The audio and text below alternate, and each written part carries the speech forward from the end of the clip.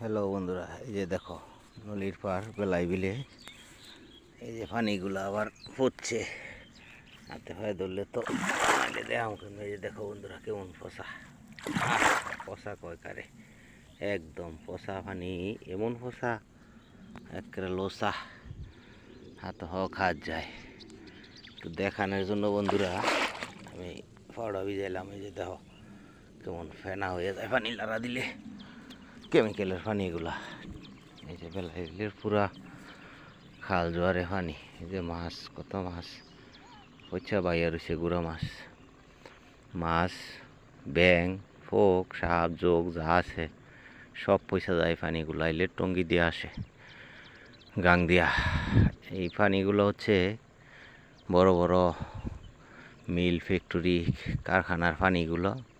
এগুলো হচ্ছে ওই যে মাছ, ওই যে ফইখেরা উড়াল ফইরা খায়, জুম করে দেখায়। এই যে দেখো পাখিরা উড়াল ফইরা মাছ খাইতেছে। ওই যে মিল কারখানার যেসব কেমিক্যালের পানি, এগুলো অবশ্য পরিষ্কার কইরা পরে গাঙ্গে ছাড়ার কথা, কিন্তু তারা হচ্ছে মিল কারখানার মালিকগুলো সব হলো বড় লোক, কোটিপতি, কেউ বিলিয়নপতি। তো এদেরকে কেউ সঠিক আইনটা প্রয়োগ কইরা সঠিকভাবে পানিগুলা বেলায় বিলে অথবা গাঙ্গে ছাড়ার জন্য আইনটা মানাইতে পারে না। তো বন্ধুরা, এই বেলায় বিলের সুস্বাদু মাছগুলা আসলে হয়তো 10-15 বছর পরে আর পাওয়াই যেত না।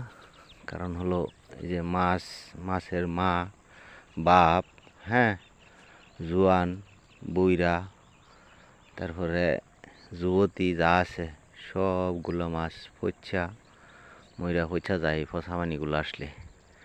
তথাপি আর বিষ কইমা যায় আস্তে আস্তে। কিছু কিছু মাছ আছে শুকনায় মুকনায় ডোবায় ডাবিয়ে থাকে, বড় বড় ডাঙ্গার ভিতরে থাকে, সেই মাছগুলো দিয়ে পরে বিষ হয়। আর বাকি সবগুলো মাছ মইরা পচা যায়। বংশবৃদ্ধি না করলে মাছ হইব করতে। বেলায় বিলে সুস্বাদু কেমিক্যালযুক্ত পানির জন্য সুস্বাদু মাছগুলো যায় নষ্ট হইয়া বন্ধুরা। এই জন্য আইন করছে সরকার ঠিকই, কিন্তু আইনগুলা প্রয়োগ করা হয় না। বিভিন্ন রকমের আইনজীবী থাকে, বান্ডেল বান্ডেল খাইয়ারা।